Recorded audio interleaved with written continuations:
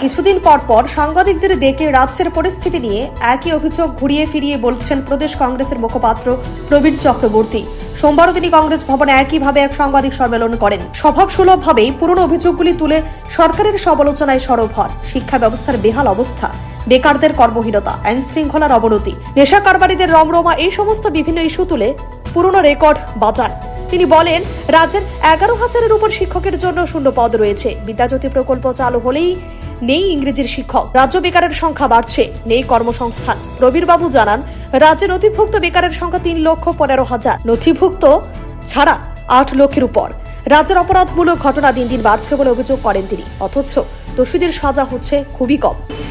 ব্যাপার হচ্ছে যে আমরা শুধু সাংবাদিক সম্মেলনে সীমাবদ্ধ, আমরা যে বিশেষ করে যুব জীবনের সমস্যা নিয়ে, বেকারত্বের সমস্যা নিয়ে কংগ্রেস দল আমরা জাতীয় ক্ষেত্রে যেমন লড়াই আন্দোলন সংগঠিত করছি।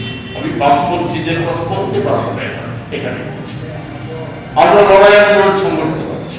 আমরা যখন সরকারে ছিলাম, আমরা জানেন অবগত আছে, আমি অতীত দিনের কথা বলতে চাই না, ইউপিএ সরকারের সময় পৃথিবী জুড়ে কঠিন অবস্থা ছিল, আর্থিক একটা কঠিন অবস্থার সৃষ্টি হয়েছিল ইউপিএ সরকারের সময়কার।